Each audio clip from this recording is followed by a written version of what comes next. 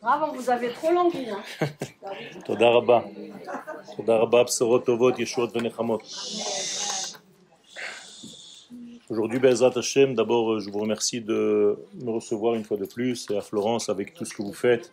Qu'Akadosh Baruch Hu vous bénisse, et que le Shiur renforce nos soldats, et qu'on ait, Be'ezrat Hashem, de bonnes nouvelles régulièrement, jusqu'à la fin complète de la Géoula.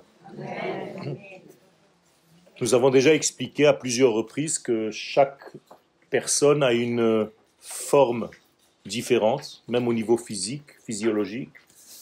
On ne se ressemble pas parce que nous avons chacun des idées différentes, Toda, qui se reflètent sur notre façon d'être, sur notre visage, sur nos mains. Le fait qu'on soit homme ou femme, il en est de même pour le temps. Le temps, lui aussi, les jours ne se ressemblent pas, même s'ils s'appellent toujours Rishon, Sheni, Shlishi, Revi, Chamishi. Chaque fois, c'est un autre temps, un autre caractère. Et les fêtes aussi ont chacun son identité. Chacune des fêtes a son identité propre. Les mois de l'année, pareil. Le mois dans lequel nous sommes est un mois très spécial avec son caractère à lui depuis la nuit des temps. Vous savez qu'il y a des combinaisons du nom de Dieu à chaque mois de l'année. C'est-à-dire que vous prenez le tétragramme, celui que vous avez l'habitude de voir, le Yud, le He, le Vav et le He, mais il permute les lettres au niveau des mois de l'année. Et donc il y a 12 permutations différentes, puisqu'il y a deux lettres qui sont les mêmes, 2 fois He. Normalement, il aurait dû avoir 24 permutations, mais étant donné qu'il y a deux mêmes lettres, on divise par 2, donc il n'y a que 12 permutations possibles avec ces 4 lettres. Chaque mois va apparaître donc avec une combinaison différente, toujours les mêmes lettres. Parfois le Yud est au début, parfois le Yud est en deuxième position, donc on fait passer le He avant. Et ainsi, de suite, on peut combiner, beaucoup de combinaisons sont possibles. La combinaison de ce nom, de ces 4 lettres, du nom de Dieu, qui représente en fait la façon dont on reçoit la lumière divine pendant le mois. C'est-à-dire que ce n'est pas seulement un jeu de lettres qui permute, c'est la manière dont Akadosh Baruch Hu de se dévoiler à nous pendant tel ou tel mois. En respectant, bien entendu, la qualité, le caractère de chaque mois. De la même manière que vous êtes des filtres, que nous sommes chacun un filtre différent pour recevoir la même lumière divine, eh bien la même chose au niveau du temps, chaque temps est différent, il représente un filtre par lequel passe le flux divin. Donc imaginez-vous qu'il y a un tamis, un filtre, qui est formé de ces 4 lettres, le Yud, le He, le Vav et le He, le nom d'Hachem, et que la lumière divine traverse ce filtre pour nous arriver, nous sommes en dessous de ce filtre. La combinaison du mois de Iyar, c'est issu d'un verset qui dit la chose suivante, Italel, Hamitalel, Haskel veyadoa otine umashem. Traduction. Italel, il sera loué. Hamitalel, celui qui sera loué. Haskel veyadoa, parce qu'il aura le sechel et yadoa, la connaissance, la yedia. Oti, moi, l'Éternel. Donc l'Éternel ne parle pas de lui-même. Il dit que l'homme, la femme, qui est capable d'avoir cette intelligence et cette connaissance de Dieu, loué sera loué. Donc c'est Dieu qui loue l'homme. Vous avez l'habitude de dire Alléluia. Alléluia veut dire louer. Louer dans le sens de définir en fait, dans notre monde, les valeurs de l'absolu. Et là, il se trouve que c'est Akadosh Baruch Hu qui nous place en position de louange. Et pourquoi nous pouvons être loués par lui? Parce que nous avons la capacité de comprendre Haskel, Veyadoa, et de le connaître. Ce verset que je viens de citer, si vous prenez les initiales, Yithalel c'est un Yud, Ha Mithalel He, Haskel He, Veyadoa Vav. Vous voyez, c'est le nom de Dieu, Yud Ke Vav Ke, mais au lieu que ce soit Yud Ke Vav Ke, c'est Yud He He Vav. Cette combinaison, c'est la combinaison du mois de Iyar. C'est-à-dire que ce mois de Iyar, il est très spécial parce que la combinaison, et vous allez comprendre, nous indique quelque chose de très spécial. Vous savez qu'il y a deux sortes, en gros, de tefilin. Si parfois vous avez, ou peut-être votre mari, ou vous avez déjà vu des gens mettre les tefilin, il y en a qui mettent deux paires. Pourquoi mettre deux paires? Ce ne sont pas les mêmes tefilin. C'est-à-dire qu'il y a un niveau de tefilin qu'on appelle le niveau de Rashi. C'est les tefilin classiques que tout le monde a. Un bar mitzvah, on ne lui met pas directement deux tefilin, on lui met déjà une paire, c'est déjà pas mal.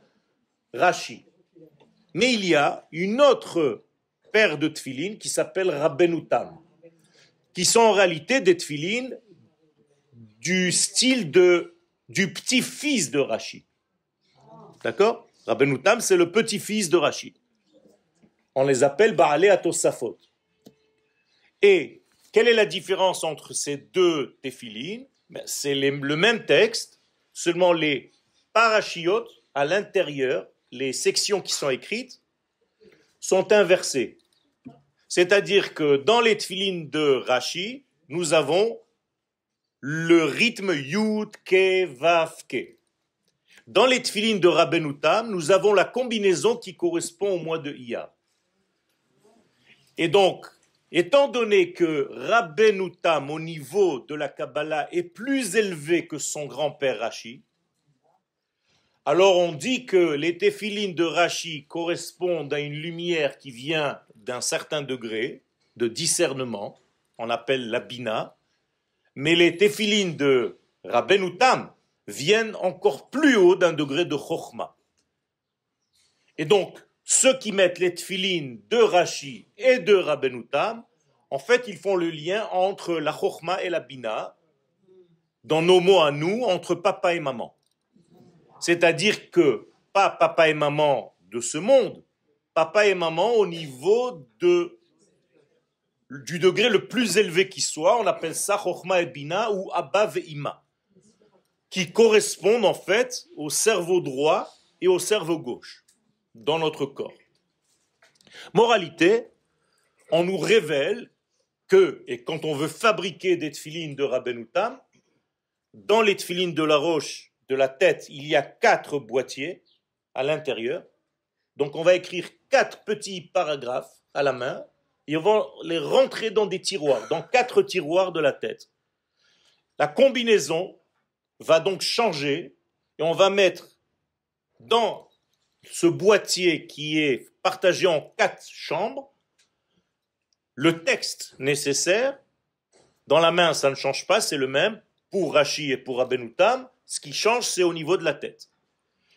Et étant donné que c'est cette combinaison-là, qui est très secrète, qui correspond à la sagesse divine, et non pas seulement au discernement, qui apparaît dans le mois de Iyar, les Chachamim arrivent à une conclusion que le mois de Iyar est censé nous apporter le plus haut niveau de la Torah, c'est-à-dire la Chokhmah de la Torah, la sagesse divine, c'est-à-dire la Torah de la Kabbalah.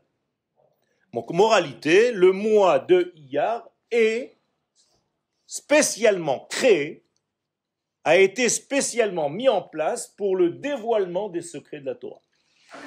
Comprenez maintenant pourquoi toutes les Hilulot des kabbalistes tombent pendant le mois de Iyar.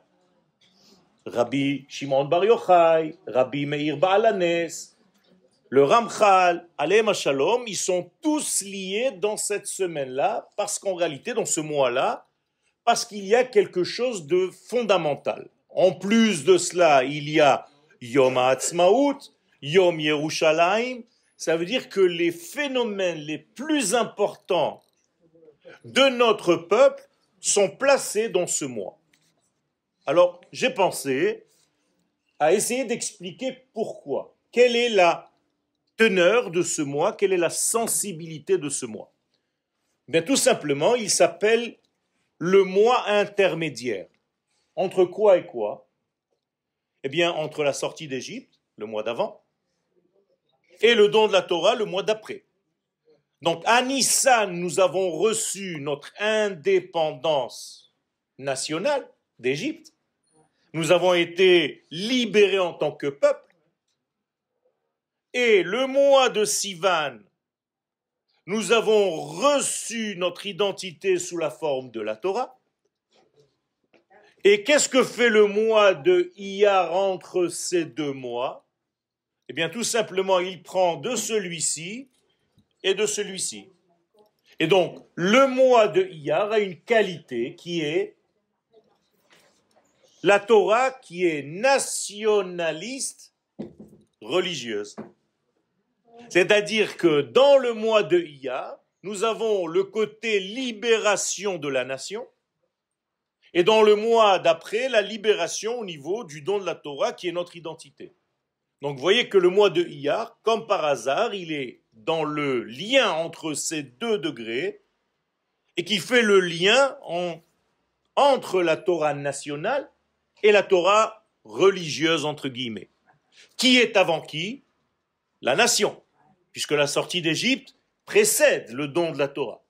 Donc la nation précède la Torah. Ça veut dire, en d'autres termes, que tu peux étudier toute ta vie la Torah, c'est pas pour autant que tu deviendras Israël. Alors que l'inverse, oui, c'est parce que tu es déjà Israël que tu as reçu la Torah. Vous êtes avec moi? Donc, on ne peut pas étudier la Torah si on n'est pas Israël. Donc, c'est Israël qui étudie la Torah. C'est pas la Torah qui fait Israël être Israël. Vous êtes avec moi? C'est pas parce que tu fais des mitzvot que tu es juif. C'est parce que tu fais partie du peuple juif que tu fais des mitzvot. Et donc, quand on monte à la Torah, quelle est la bénédiction que nous récitons? Bien, celle qui donne l'ordre des choses. Asher bachar banu mikol ha'amim, ven natan lanu et Torah. Et donc, il y a d'abord la nation d'Israël et après, il y a la Torah. Donc, vous comprenez que les choses sont simples. Même dans l'expression que vous connaissez tous, Derech Eretz Kadma la Torah. Qu'est-ce que ça veut dire? Alors, on vous traduit que la morale précède la Torah.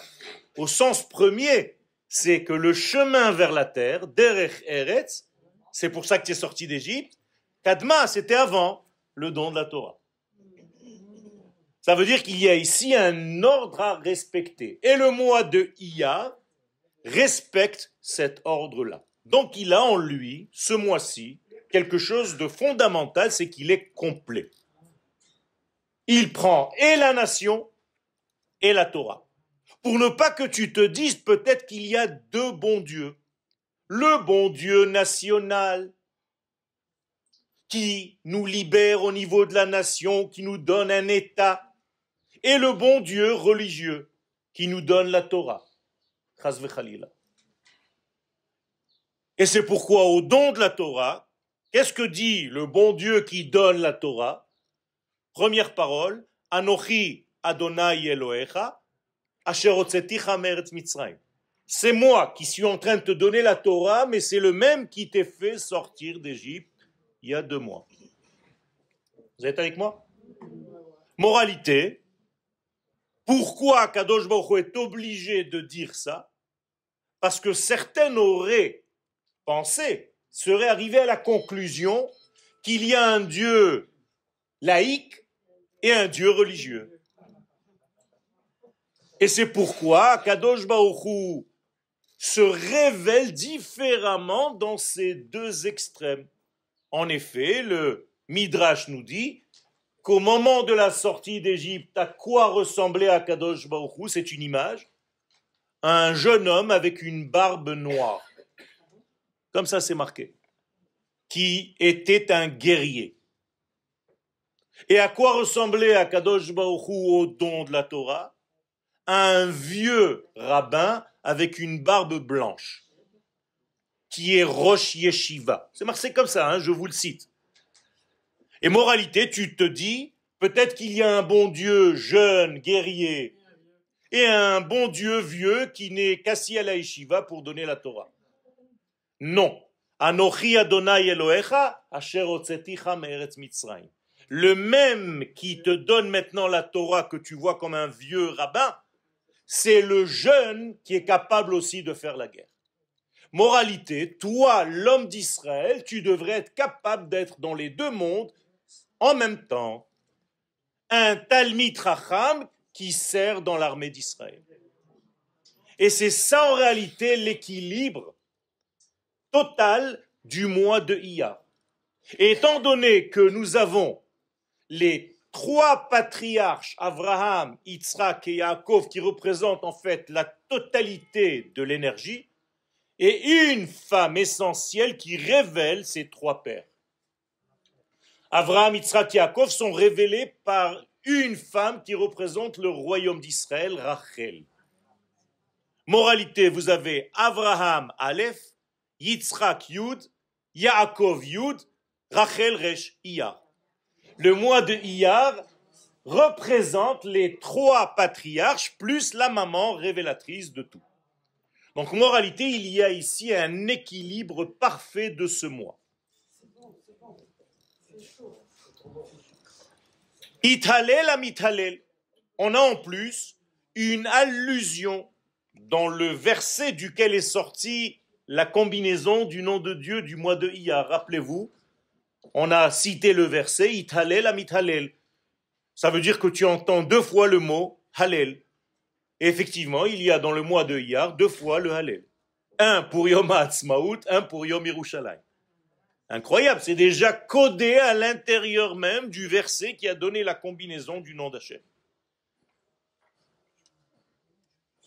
Et donc nous allons avoir tous ces grands de la Torah des secrets qui sont déjà dans le mois avant, et là c'est un grand chidouche, une grande nouveauté. Vous pensez qu'on a reçu la Torah le mois de Sivan. Et là, je suis en train de vous annoncer que dans le mois de Iyar, avant le mois du don de la Torah, on a déjà reçu, mais une autre forme de Torah, celle des secrets. Donc, le mois du don de la Torah que nous allons fêter comme étant Shavuot, ça sera la Torah du sens simple.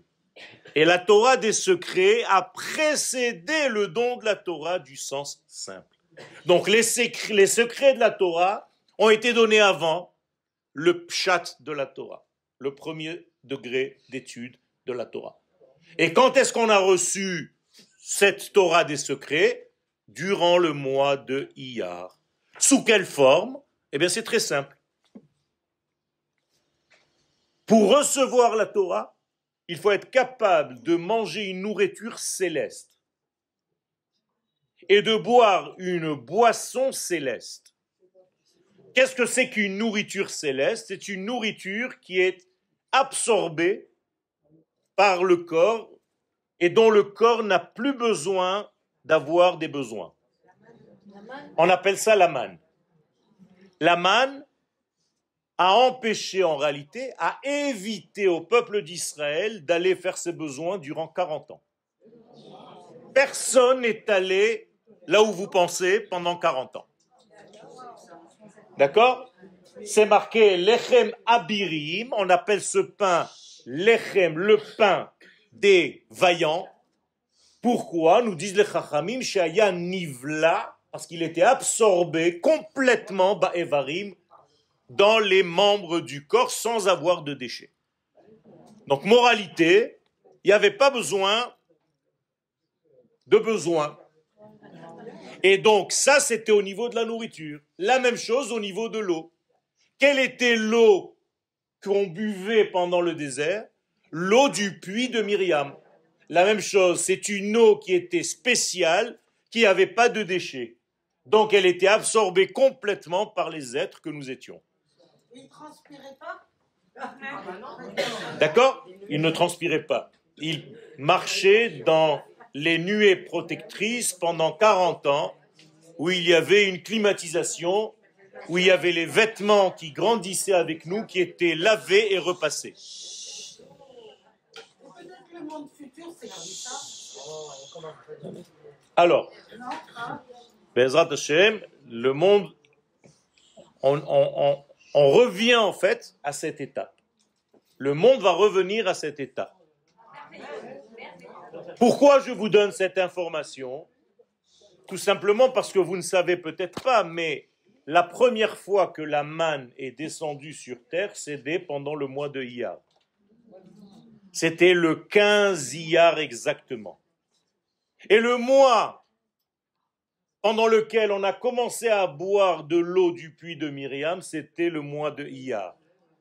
Ça veut dire qu'encore une fois, je vous donne ici deux informations d'une grandeur incroyable. C'est que le mois de Iyar est capable de nous nourrir d'une nourriture céleste et de nous abreuver d'un liquide qui vient de l'au-delà, parce que ce n'est pas naturel qu'un puits se déplace avec le peuple d'Israël dans le désert. Vous comprenez bien que c'est un truc de fou. Ça ne veut rien dire. Et pourtant, ce puits-là continuait. Ce puits-là est rentré en terre d'Israël, alors que la manne, elle, s'est arrêtée de descendre au moment même de l'entrée en terre d'Israël, nous disent les Chachamim, parce que la nourriture que vous mangez en terre d'Israël, normalement, si vous saviez regarder son essence, elle est du même ordre de grandeur que la manne. Ça veut dire que quand vous mangez une tomate en Eretz Israël qui a poussé en terre d'Israël, c'est une tomate qui a en réalité les valeurs intrinsèques qu'avait la manne qui descendait du ciel. Ça veut dire qu'en réalité, le ciel, quand on était dans le désert, n'était qu'un ciel. Il ne se mariait pas avec la terre. Alors qu'en Eretz Israël, le ciel descend sur la terre et c'est la terre qui donne ce que le ciel donnait avant. Ça veut dire qu'en Eretz Israël, et je vous cite l'expression de la Gemara, il y a une embrassade, nashke, neshika, entre le ciel et la terre. Ça veut dire qu'Akadosh Baruch Hu et la terre d'Israël s'embrassent. Et de ce baiser-là poussent les fruits et les légumes que vous achetez ici. Et ça, c'est en réalité la grande nouveauté de la terre d'Israël. Okay.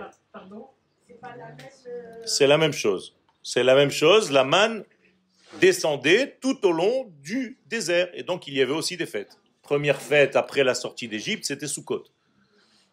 On est d'accord? Puisque on est sorti d'Égypte et on était dans des Sukkot. Ça veut dire qu'aujourd'hui, on ne sait plus fêter les fêtes. Dans le désert, à la première année de notre sortie d'Égypte, on a mangé des matzot de Pessah dans la Soukha. Ben oui. La première étape, c'était Sukkot. Après la sortie d'Égypte. Et donc, normalement, on devrait manger la matzah dans la Soukha. Ok? Mais je ne rentre pas, c'est encore un cours à part entière. Vous voyez qu'on a un petit peu dévoyé les choses parce que la distance et parce qu'il y a eu trop de perturbations pendant ce temps. Le puits de Myriam, je vous l'ai dit, il est rentré en terre d'Israël, physiquement, réellement, puisqu'il marchait avec les enfants d'Israël. Et quand on est rentré en Israël, chaque tribu a reçu sa place, et le puits de Myriam, lui aussi, il s'est trouvé sa place dans le lac de Tibériade. C'est-à-dire la Kinneret, ceux qui connaissent le secret, face au tombeau de Rabbi Meir Baal Hanes, alav shalom, il y a le puits de Myriam dans l'eau. Il faut prendre une petite barque, vous allez à un certain endroit et vous voyez des bulles sortir du fond de la mer. Et c'est cette eau-là, si vous buvez un verre de cette eau-là, vous recevez la connaissance totale de la Kabbalah. Et c'est ce que le Harizal a fait à son élève, Rabbi Chaim Vital. Il l'a amené en barque jusqu'à cet endroit, il a pris un verre d'eau, il lui a donné à boire. On y va? On y va. Il y a des Mekoubalim qui le font jusqu'à aujourd'hui. Je m'excuse. À Djerba, il y a une source d'eau aussi dans la synagogue de Djerba. Oui, mais c'est pas la même chose. C'est pas la même chose. Non. D'accord? Donc, une fois que la Torah des secrets a été donnée à Nissan, à Iyar, le mois dans lequel nous sommes, et que la Torah du premier sens a été donnée un mois plus tard à Sivan, les deux Torot se sont réunis dans le signe astrologique du mois du don de la Torah, les Gémeaux, qu'on appelle en hébreu les jumeaux, parce qu'en réalité c'est la Torah orale et la Torah écrite. Donc le signe des jumeaux, je ne sais pas pourquoi on dit les Gémeaux en français, en hébreu Théomim, les jumeaux, c'est la Torah des secrets et la Torah du premier sens. Qu'est-ce que ça veut dire pour nous? Ça veut dire que quand tu donnes un cours de Torah, il faut que tu parles un langage simple que les gens comprennent, mais que toi, tu penses à un degré très profond. Et que tu saches l'habiller dans le sens simple et premier. Et c'est ça la véritable étude de la Torah, c'est que l'enseignant doit avoir les deux Torahs en lui, et il doit tout simplement donner la Torah cachée dans le vêtement de la Torah dévoilée. Et quand on reçoit la Torah, on a l'impression que c'est un premier degré très sympathique, sympa, waouh, c'est sympa, c'est beau, mais en réalité, c'est rempli de secrets. Vous faites très parfaitement. Pardon? Vous faites très parfaitement. Ah, c'est gentil. Be'ezrat Hashem, Messie Ata Dishmaï, en toute humilité, avec beaucoup de tsniout. Donc vous comprenez que il y a dans ce mois quelque chose d'exceptionnel. Avec toutes les informations que je suis en train de vous dire, les sages concluent, vous avez intérêt, ce mois-ci, je vous le conseille, d'étudier des degrés beaucoup plus profonds dans votre Torah.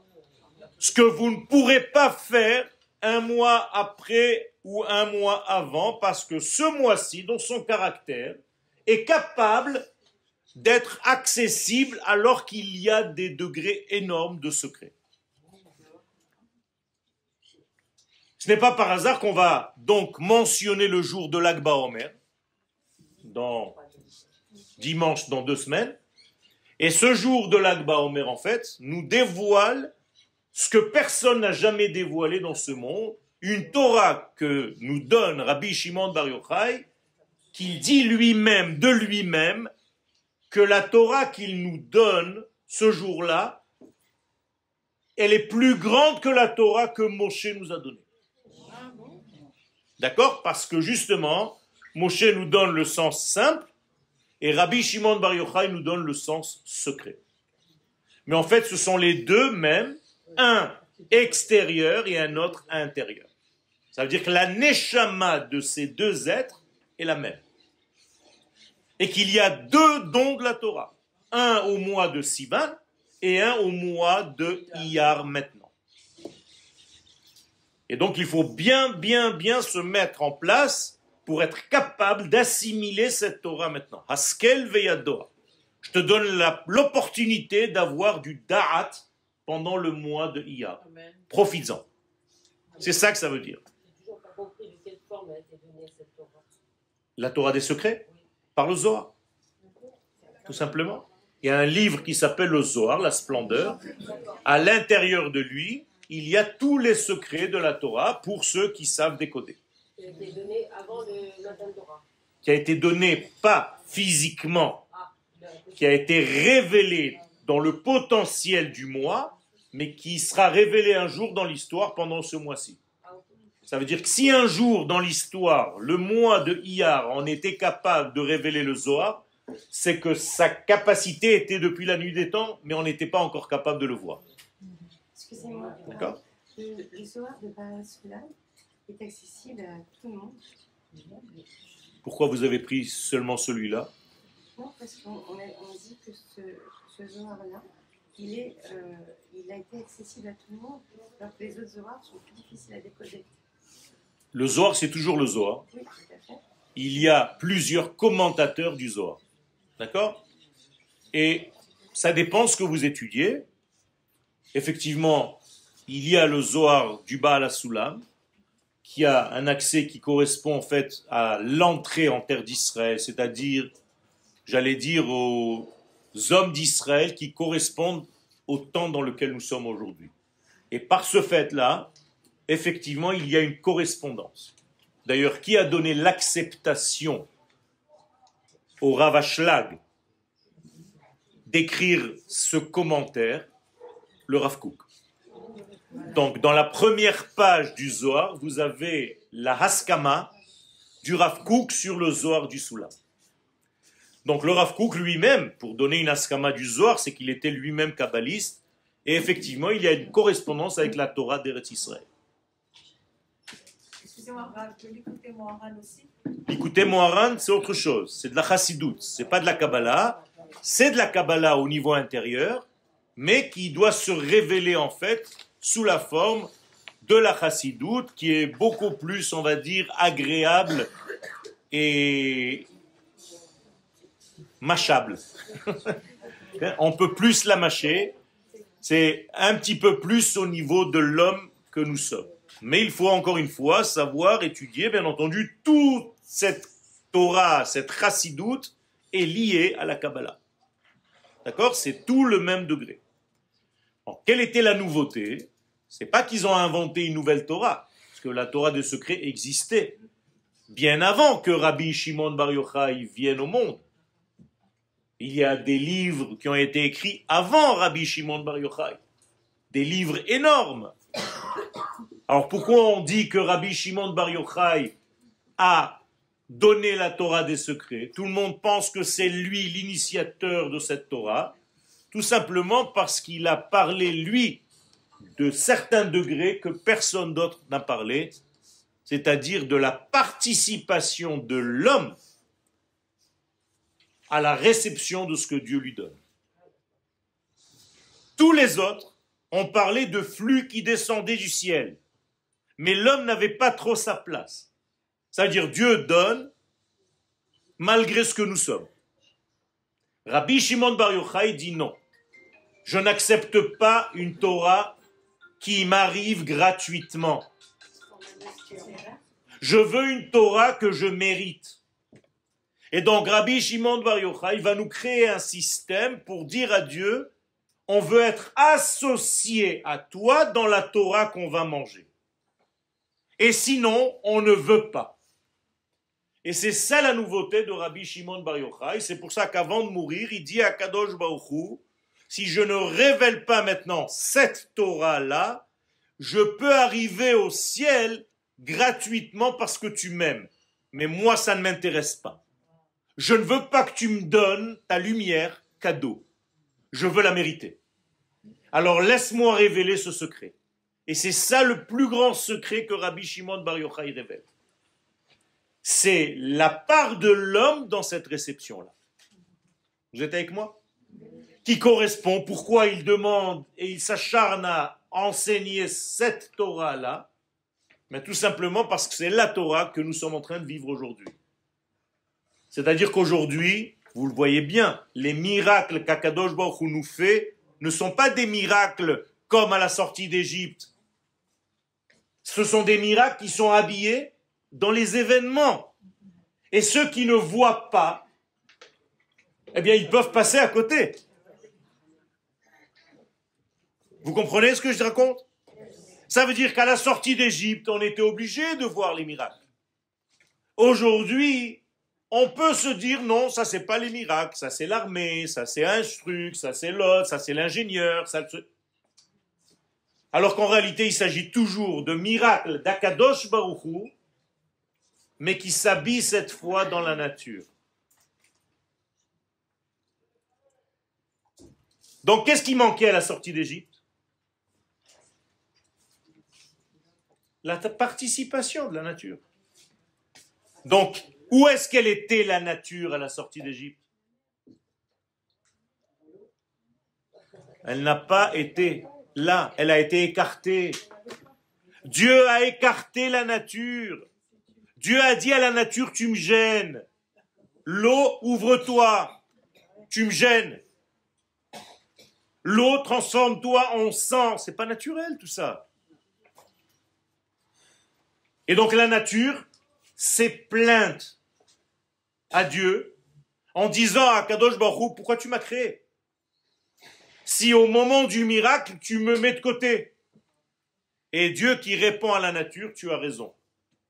Je vais te rembourser ça quand? Dans la dernière Géoula. C'est-à-dire, dans la Géoula d'aujourd'hui, dans laquelle nous sommes, c'est la nature, vous avez l'impression que tout se passe naturellement. C'est-à-dire qu'on sort en guerre, qu'il va se passer comme ça, qu'on va réussir à neutraliser 320 missiles. C'est tout naturel parce qu'il y a Kippat Barzel, parce qu'il y a plein de systèmes, de machins, et tu peux ne pas voir Akadosh Baruch Hu dans tout ce phénomène. Et c'est pour ça qu'aujourd'hui nous devons voir Akadosh Baruch Hu dans ce domaine. C'est la raison essentielle pour laquelle nous avons dit hier le Hallel pendant Yom HaAtzmaut. Pourquoi?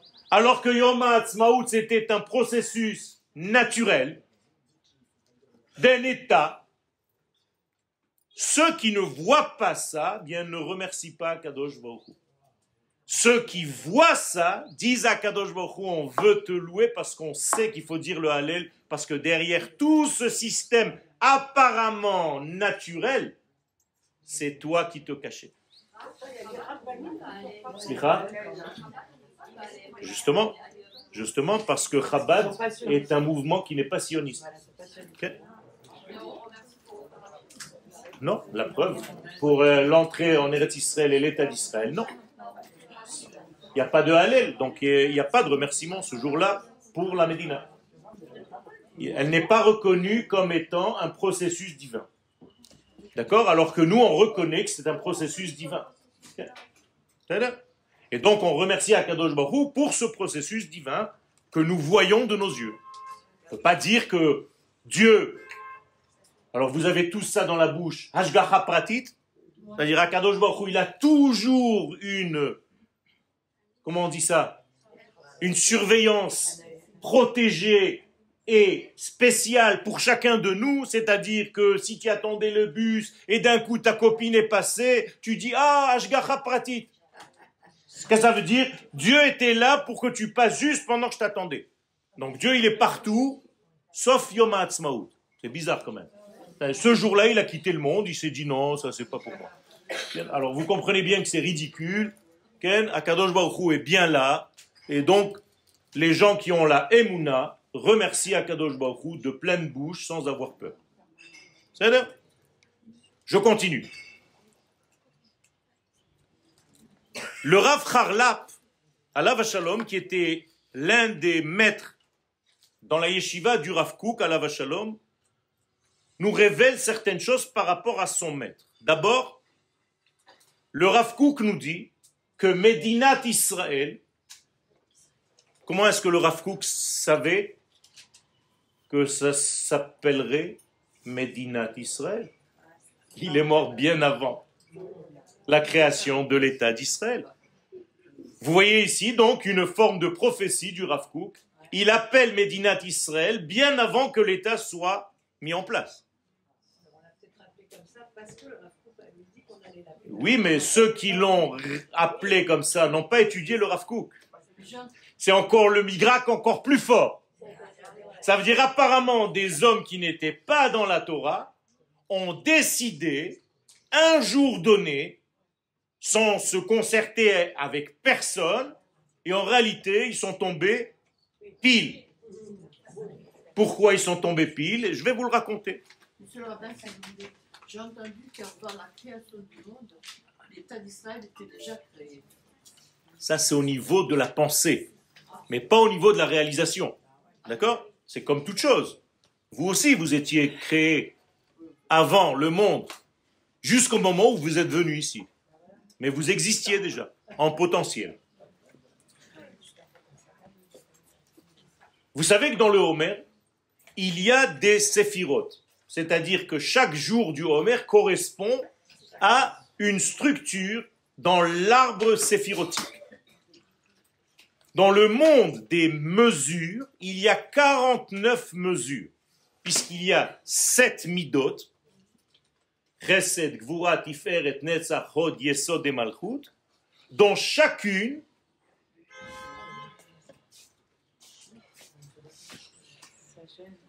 ça dérange, s'il vous plaît.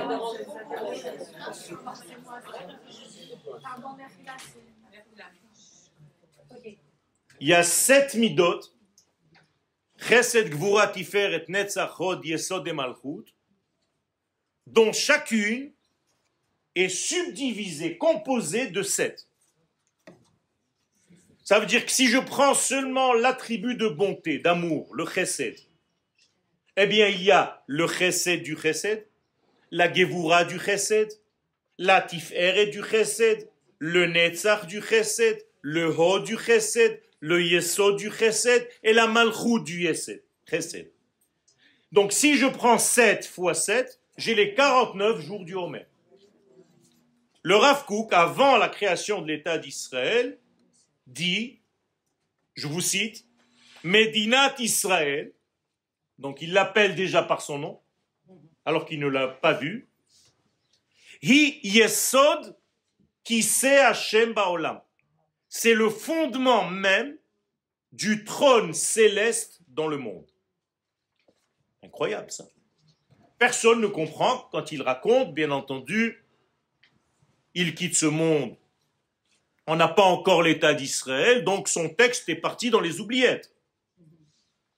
Au moment de la création d'Israël, on retrouve son texte et on se dit, mais c'est incroyable.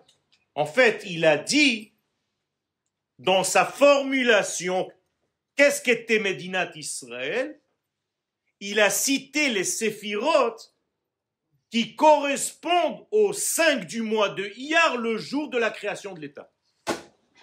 C'est-à-dire que dans sa parole, il dit que c'est le Yesod de Kiseh Hashem Baolam, donc ça tombe dans Yesod Sheba Tiferet, qui est le Kiseh Hashem Baolam.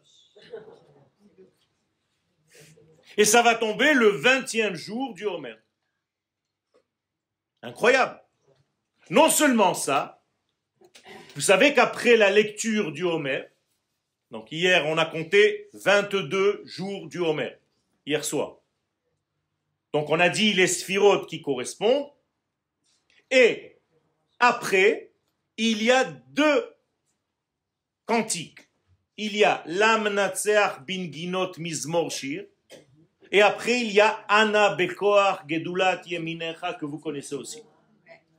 Et c'est incroyable parce que combien de mots il y a dans chacun de ces 2? 49. Donc les sages nous ont dit, tiens, on va prendre le Lamnatseach, qui est sous la forme de la Ménorah, et le Hana Bekoar que vous lisez tous les vendredis soirs, après les Chadodi, et donc on va prendre chaque jour un mot. Quel va être le mot de Lamnatseach? Quel va être le mot de Hana Bekoar, le jour de Yom HaAtzmaut? Sammechem, ils se réjouiront. C'est le verset, le mot qui sort. Ce jour-là, ils se réjouiront. Et d'un autre côté, Shamrem, protège-les. Vous vous rendez compte? Ça veut dire qu'il y a aussi quelque chose qui dépasse l'entendement, qui est inhérent à cette journée-là, correspondant à ce degré incroyable. Mais Rav, comment ça se fait qu'à Natania, il y a eu énormément de troupes de musique, mais pas dans le Homer? À Yom Ha'atzmaut, on ne devrait pas écouter de musique. Je n'ai pas compris. Il y a Yom Ha'atzmaut, on ne devrait pas écouter de musique. Et dehors, il y avait beaucoup de musique. Vous avez fixé déjà la halakha et après vous posez la question? Logiquement, on devrait Non, pas. pas du tout. Yom HaAtzmaut, c'est un jour de fête où il y a une mitzvah d'écouter de la musique. Ou vous avez vu une chose, l'inverse? C'est le Homer. Ah, vous êtes en train de dire à Kadosh Baruch Hu, tu t'es planté dans l'histoire, tu nous as mis un jour de joie pendant les jours de deuil.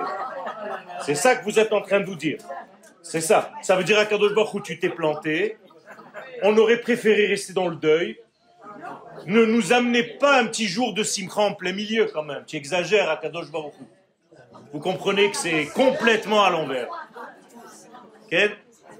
C'est exactement l'inverse. Merci à Kadosh Baruch Hu de m'avoir donné un jour d'oxygène et de simcha pendant le Homer. Non mais où on va là? Okay? Mais ils sont pas mais je voulais savoir, est-ce que à Bnei-Brak, certains oui, certains non.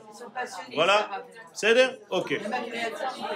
Vous êtes venus écouter mon cours. Moi, je suis allé chez le coiffeur pour me couper les cheveux et la barbe pendant le Homer. Pas parce que c'est autorisé, parce que pour moi, c'est une mitzvah de me réjouir ce jour-là. C'est-à-dire, et c'est tout naturel de se réjouir. J'ai pas besoin qu'un rabbin me dise oui ou non. Akadosh Baruch Hu m'a donné un état et je dois aller demander à quelqu'un s'il faut se réjouir par ce cadeau divin. Non, mais où on arrive là? Vous devez être content naturellement.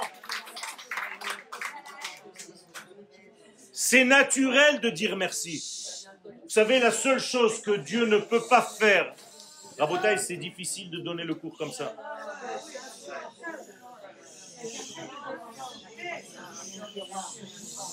Alors, mesdames, peu de respect. La seule chose qu'Akadosh Baruch Hu ne peut pas faire à notre place, c'est de lui dire merci. Et donc, il faut dire merci à Akadosh Baruch Hu tous les jours, mais en plus dans ces jours grandioses qu'il nous a fait après 2000 ans revenir sur notre terre. Je vais lui reprocher que c'est tombé dans le Homer, ça m'arrange pas trop.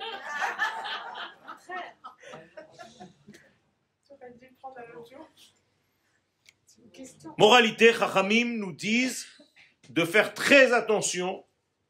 D'ailleurs, un jour, on devait nommer un roi d'Israël, de Judée, Mashiach. Il s'appelait Chizkiya. Et finalement, la Gemara nous dit qu'Akadosh Baruch Hu a abandonné l'idée. Pourquoi? Parce qu'il n'a pas dit Hallel le jour de Yom HaAtzmaut à lui. Akadosh Baruch Hu lui a fait un miracle. Il y avait une armée de Sancheriv qui est venue pour détruire la Judée. Et lui, il a vu toute cette armée de son balcon, 180 000 soldats. Il a fermé les fenêtres et il a dit à Kadosh Baruch Hu, j'ai pas la force, je vais dormir. Il se réveille le matin, je suis encore en vie, il ouvre la fenêtre, il voit 180 000 soldats morts d'une épidémie pendant la nuit. Qu'est-ce que vous auriez fait à sa place? Merci Hachem. Les Chachamim nous disent qu'il n'a pas dit merci à Kadosh Baruch Hu, et donc il a été démis d'être Mashiach. Donc le Mashiach ne peut pas être quelqu'un qui ne sait pas dire merci à Kadosh Baruch Hu Yom HaAtzmaut. Ça a l'air facile, hein? C'est-à-dire, vous comprenez comment les choses dans ce monde, et comprenez que c'est des enseignements qui sont porteurs, parce qu'il faut apprendre de ces enseignements-là pour notre temps. C'est pas juste qu'on m'a donné une information. Si la Gemara, elle prend le temps et elle prend le soin de me raconter une histoire pareille, c'est qu'un jour ça va me servir. Et si je recommence la même chose, c'est que je n'ai pas compris la leçon. Donc il faut faire très attention, ne pas être dans l'ingratitude, qui d'ailleurs était la faute de qui? Du premier homme. Le premier homme, on ne lui a pas reproché d'avoir consommé le fruit. On peut dire que c'était la première faute, donc il n'était pas au courant. Mais après, il a remis une couche. Il a dit, c'est à cause de la femme que tu m'as donnée. Et là, les Chachamim lui reprochent, ils lui disent, là tu as été dans l'ingratitude. Et ça, on ne peut pas te le pardonner. Et donc, en moralité, on voit encore une fois de faire très attention de ne pas être dans l'ingratitude vis-à-vis d'Akadosh Baruch Hu. Je n'ai pas besoin pour ça d'être un Talmid Racham. Si vous avez été sauvé de quelque chose dans votre vie, vous avez besoin que votre Rav il vous dise qu'il faut dire merci à Hachem. Vous n'êtes pas normal. C'est naturel de dire merci à Kadosh Baruch Hu. Eh bien, c'est tout naturel que le peuple d'Israël, dans sa majorité, dit merci ce jour-là. C'est tout. Donc, ce que je veux dire par là, c'est qu'il y a une idée qui est nationale dans le peuple d'Israël qui, elle est immense. Elle est bien avant les côtés religieux, entre guillemets. D'abord parce que nous sommes sortis d'Égypte, donc on a été libérés en tant que nation avant de recevoir la Torah. Donc tu dois d'abord te comporter comme une nation avant de parler de Torah. Et qu'est-ce que ça veut dire se comporter en tant que nation? C'est d'être d'abord sur sa terre. Une nation, ce n'est que sur sa terre. Et donc si tu n'es pas sur ta terre, comment tu peux te considérer comme une nation? Tu n'es pas une nation, tu es une religion. Une religion n'a pas besoin de terre. Tu peux la faire n'importe où dans le monde. Mais la nation d'Israël, tu ne peux pas. Elle doit être sur sa terre. Et qu'est-ce que c'est qu'une nation? C'est une monnaie. Donc tu dois avoir une monnaie à toi, de la nation. Tu ne peux pas continuer à travailler en euros ou en dollars. Ça ne veut rien dire. Et tu ne peux pas non plus avoir une armée. Parce qu'en dehors d'Israël, si le peuple d'Israël s'était fondé une armée en Russie, on nous aurait tous exterminés. Tu ne peux pas faire une armée dans un pays étranger à toi. Donc tu es obligé de revenir ici pour avoir une infrastructure économique, militaire et un royaume, une indépendance, une souveraineté. Tout ça, ça s'appelle le royaume d'Israël sur sa terre. Rabotaï, tout ce que je vous dis, c'est des choses simples et saines. Il n'y a pas besoin d'être un Talmid Racham pour comprendre ça. Et si peut-être c'est une invention que je suis en train de vous raconter, non. Puisque c'est Akadosh Baruch Hu qui dit à Abraham, dès la première rencontre, je veux faire de toi une nation sur sa terre. C'est tout ce qu'il lui dit. Il n'y a pas parlé de Torah, il n'y a pas parlé de rien d'autre. Ve'esra legoy gadol, al haaretz asher ar'eka. Je veux faire de toi une grande nation sur la terre vers laquelle tu vas aller, c'est tout. Donc, quelle était la mitzvah que Dieu dit à Abraham? De fonder Médinat Israël, c'est tout. Donc, Médinat Israël, ce n'est pas une invention des 76 dernières années. C'est une mitzvah de la Torah. Et c'est pour ça que Ramban, l'un des plus grands kabbalistes jamais existé dans le peuple d'Israël, il dit que c'est une mitzvah à toutes les générations d'essayer de conquérir la terre d'Israël pour fonder un État. Jusqu'au moment où ça a réussi. Et il a fait. Ce Baruch Hashem, c'est le Hallel. Tout simplement. Quel? Ça, c'était parce qu'il y a eu la famine. Si. C'est pourquoi, d'ailleurs, même quand il a partagé la terre avec Lot, on lui reproche. Il a donné une partie de la terre d'Israël et on lui dit, mais comment tu peux donner? C'est la terre qui appartient à tout le peuple d'Israël, à toutes les générations. Tu n'as pas le droit de considérer 1 centimètre pour donner à ton ennemi. Il y a beaucoup d'erreurs parce que ce n'était pas encore le peuple en lui-même. Le peuple n'apparaît qu'à la sortie d'Égypte. Réellement. D'accord? Slicha? Il a même donné sa femme. Tout à fait. Tout à fait. En otage. Elle était otage du pharaon.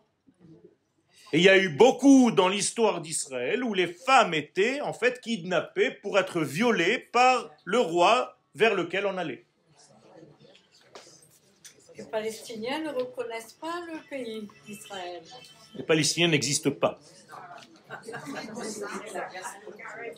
La diaspora est considérée comme un passage obligatoire dans l'histoire du peuple d'Israël pour récupérer des étincelles jusqu'au moment où on retrouve la souveraineté du pays. À partir du moment où l'État d'Israël revient, on dit à Kadosh Baruch Hu merci, on fait ses valises et on monte en Israël. C'est tout. Sinon, quand tu dis l'année prochaine à Jérusalem, en fait c'est une blague. Tu ne crois pas en ce que tu dis, c'est juste une chanson. Quel le Shana Haba Birushalayim. Alors, ou tu es cohérent avec ce que tu racontes et tu réalises ce que tu dis, ou bien alors c'est juste un chant. Il faut faire très attention avec tous ces degrés-là. D'ailleurs, les hommes les plus sévères avec le fait d'être ici ou pas, c'était les plus grands kabbalistes, toujours. Pourquoi Rabbi Shimon Bar Yochai, il était condamné à mort par l'Empire romain? Parce qu'il disait, je ne veux personne sur cette terre à part le peuple d'Israël. Donc les Romains voulaient le tuer. Ils n'acceptaient pas de ne pas être souverain sur sa terre. Et toute la révolte de Bar Kokhba, c'était pour ça. D'accord? Donc, toutes les révoltes étaient pour ce degré-là. David Amelech, lui-même, le roi David, il dit de lui qu'un jour dans sa vie, il a fait de la Avoda Zara. Pourquoi? Parce qu'il était obligé un jour de sortir du territoire d'Eretz Israël. Pour aller où? À Kiryat Gat. Kiryat Gat, à l'époque du roi David, était sous l'emprise d'un roi différent du roi d'Israël. Donc c'était sous autorité étrangère. Et comme le roi David est sorti du territoire d'Israël, il a mis un pied à Kiryat Gat, il a dit, je viens de faire de la Avoda Zara parce que j'ai quitté Israël. Regardez, c'est le roi David, hein. Nous, on voyage, tu vas, tu viens. Chacun, il a ses trucs et ses machins, tout est OK. Regardez bien la Gemara. Je vous cite la Gemara. Et le verset que dit le roi David, qui gershuni hayom, parce qu'aujourd'hui, malheureusement, j'ai été renvoyé, mais istaper benachalat Hashem, de la résidence de Dieu lui-même. Be'emorli, et on m'a dit, c'est comme si on m'avait dit, lech avod Elohim acherim, va servir d'autres dieux. Vous vous rendez compte que David Amelech dit de lui-même, un jour j'ai servi d'autres dieux? Parce que j'ai fait un petit séjour à Cannes, à Kiryat Gat, à New York, à Paris. Vous vous rendez compte? Mais où on est? Après, tu te dis, oui, le roi David, Mashiach ben David, c'est notre référence. Jusqu'où c'est ta référence? C'est comme la Kabbalah. Tout le monde allume des veilleuses pour Rabbi Shimon Bar Yochai. Mais quand on vous dit d'ouvrir un livre de Rabbi Shimon Bar Yochai, sourd, on m'a dit que non. Déjà, on ne comprend pas ce qu'il dit. Pourquoi le reste, vous comprenez? Quand même, c'est pas la même chose. Ceux qui ont écrit la Gemara, c'est les mêmes qui ont écrit le Zohar. Les mêmes. D'accord? Alors, moi, je ne comprends rien, ni là, ni là. Mais ce n'est pas pour autant que je ne dois pas faire les efforts d'étudier. Alors, je fais des efforts pour étudier. Même si après toute mon étude, et je ne le dis pas par fausse modestie, je ne comprends rien. Voilà. Parce que j'ai affaire à l'infini. Et moi, je suis limité. Et donc, je ne comprends rien. Alors, je suis comme un petit bébé dans un petit Gan Chova qui joue avec des billes. Et le patron, il rigole parce qu'il me dit misken, mais au moins, il fait l'effort. Voilà, c'est tout. Alors, jamais, jamais, jamais ne croyez que vous êtes en train de dominer un certain degré. Plus tu étudies, plus tu as conscience que tu ne comprends rien.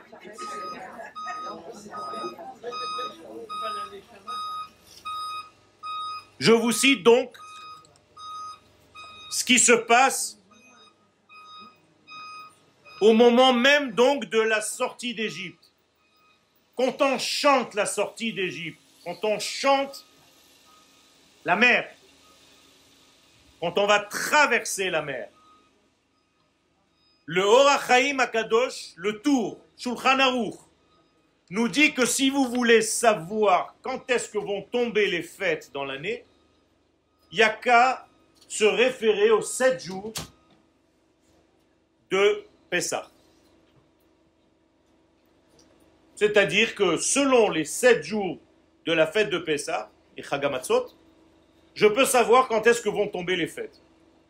Donc, il y a 450 ans, 500 ans, le Shulchan Aruch nous dit, voilà, comment est-ce que je vais faire ça? Par des alphabets à l'envers. Je vous explique. À la lettre première, Aleph, correspond la dernière lettre, Taf. Au Bet correspond Shin. Au Gimel correspond Resh. Vous êtes avec moi? Donc, il va prendre tout simplement tous les jours de Pessah. Aleph de Pessah. Quand est-ce que c'est tombé Pessah cette année? Mardi. Donc,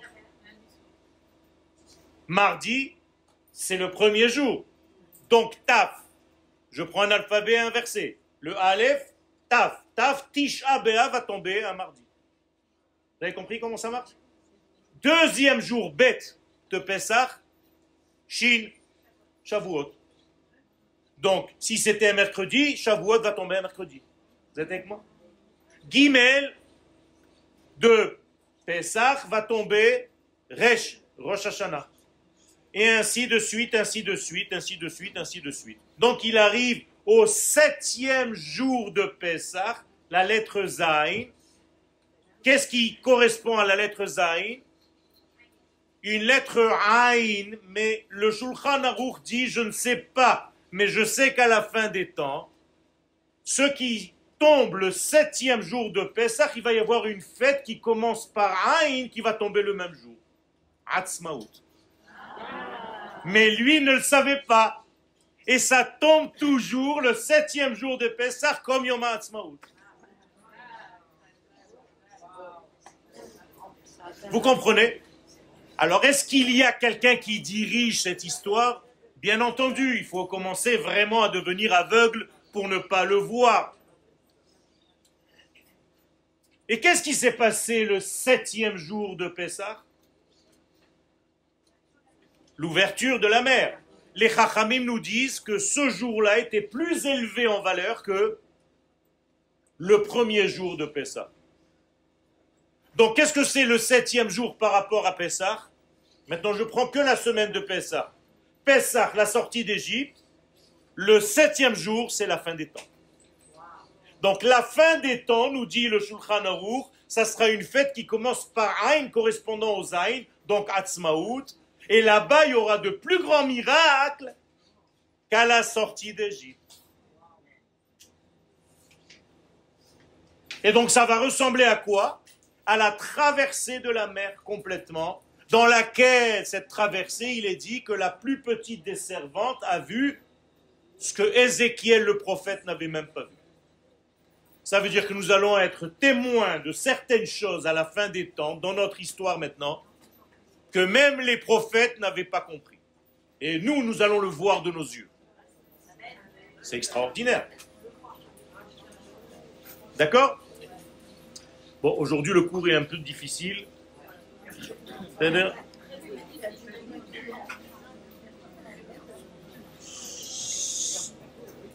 Chut!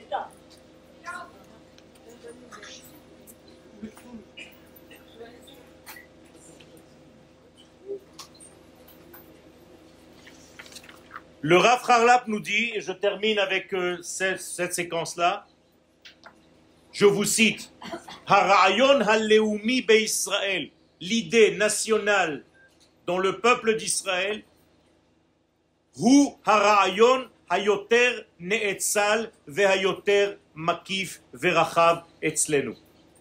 C'est la notion la plus élevée qui soit dans le peuple d'Israël. Non, c'est un rave. Mais il dit que si tu as la Torah, mais que tu as perdu le côté de la nation, tu n'as rien compris. Et le côté de la nation, c'est la valeur la plus élevée qui soit. Écoutez bien. Bli hakarat leumiyut shelanu, sans connaître cet aspect-là du national Israël, lo hainu zochim le shum mitzvah. On n'aurait même pas reçu les mitzvot, lo klalit velo pratit. Que ce soit des mitzvot générales ou des mitzvot individuelles, jamais on n'aurait rien reçu. Ça veut dire qu'en réalité, est en train de nous révéler le Rav que sans être une nation, on n'aurait jamais reçu la Torah. Donc la Torah a été donnée à qui? À la nation. Et la sortie d'Égypte a été faite pour qui? Pour la nation. Et la création du monde a été faite pour qui? Pas pour les Juifs, pour la nation d'Israël. Tant que tu n'as pas une nation, tu ne gênes personne. Quand est-ce qu'a eu lieu la Shoah? Quand l'idée de la nation a commencé à germer. Parce que les Juifs, ça ne gêne personne. Ils peuvent être éparpillés dans le monde, on s'en fiche. Au contraire, on va même les payer pour qu'ils soient tranquilles et qu'ils étudient leur Torah. Et donc tu vas avoir le RMI et le Rami et le machin et le truc. Ne monte pas en Israël. Je termine. Kol yesod kiyuma mitzvot. Tout le fondement même de l'accomplissement des mitzvot, ou mitzad haitkashrut im klal Israël, ne vient que parce que tu es lié à l'assemblée d'Israël. Vekol ma shanachnu mekaimim, et toutes les mitzvot et la Torah que nous réalisons, ce n'est que Beshem Kol Israël, au nom de tout Israël. Je conclus donc de faire très attention, surtout dans cette période où nous sommes en train de revenir aux valeurs de notre nation. Les vraies valeurs. Une nation qui a reçu la parole divine, pas en tant qu'individu, en tant que nation. Et si vous avez compris ce secret-là, vous allez comprendre qu'en réalité, l'essentiel de tout, c'est de renforcer votre lien avec la nation d'Israël. Il y est déjà. Parce que sinon, vous n'aurez rien pu faire. Un jour, j'étais, je pense, dans cette synagogue. Dans la pièce d'à côté, il y avait une Brit Mila. Et donc, j'ai assisté à la Brit Mila. Il y avait un Moël. Et la belle-mère ou la grand-mère a voulu prendre le bébé. Et le Moël qui était là, juste devant moi, il lui dit à la grand-mère, non, ne le prenez pas maintenant, attendez qu'il soit juif. Style après la Brit. Alors je lui tape sur le dos, je lui dis, Kvodarav, il n'est pas juif le bébé? Il m'a dit non. Je lui dis, alors pourquoi tu lui fais la Brit Mila s'il n'est pas juif? Il me regarde, il me dit, oh, il faut étudier. Je dis, bon, excusez-moi, j'ai pas le niveau, mais je vous pose une question qui me paraît normale. Ça veut dire, si je prends un chat en bas maintenant et je lui fais une brite, il devient juif. Je peux l'appeler Shalom. Alors il me regarde, il comprenait même pas. Je lui dis, mais vous comprenez pas que le bébé, il est juif depuis le moment où il est sorti du ventre de sa mère? Même si toute sa vie, il n'a pas fait la brite Mila?